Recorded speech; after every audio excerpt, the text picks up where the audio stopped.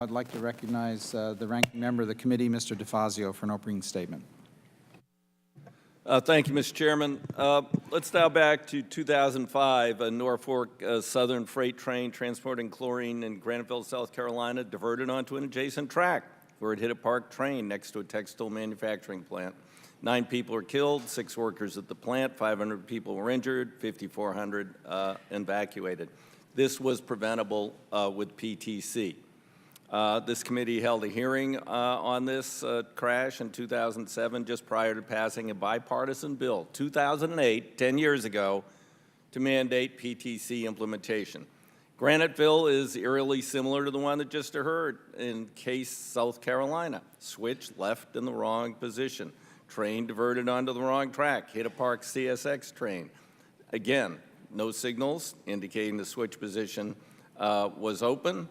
And again, totally preventable with PTC. So was the Amtrak accident in DuPont, Washington.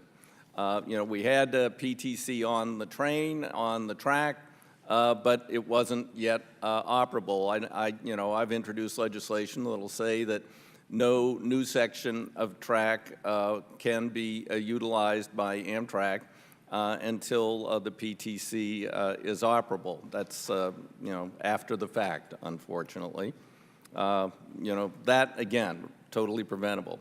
For 50 years now, half a century, NTSB has issued one recommendation after another for the FRA to require a PTC. Over those 50 years, 153 accidents preventable with PTC. They resulted in 301 fatalities, 6,700 injuries, and yet we're not there yet. Last time we held a hearing on this was 2015. We have a law that goes back to 2008, but we're not fully implemented. I hear a lot about the costs and the complexity. Let's think about the costs and the lives that have been lost and could be lost in the near future because of the lack of PTC. A number of our Class 1s and other freight and some commuter railroads embraced PTC early on and have made progress.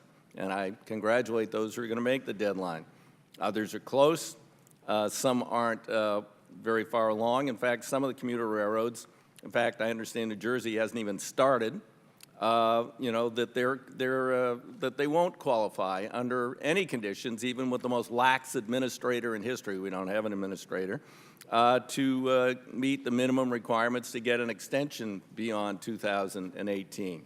I've heard that some are inquiring as to whether or not Congress might extend the deadline beyond 2020.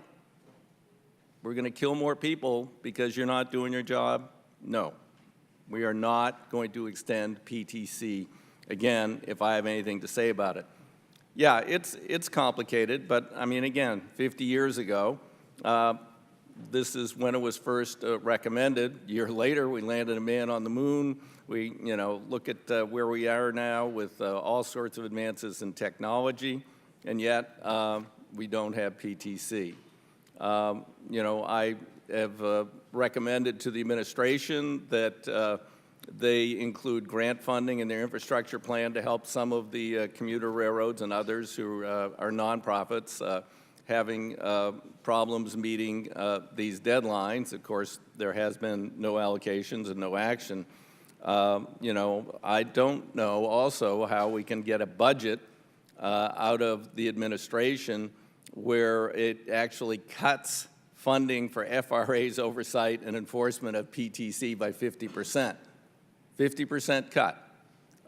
And already, that's hopefully that cut is going nowhere in the United States Congress or in the omnibus negotiations. Their safety and operations cut by 30%. 37% cut to automated track inspection.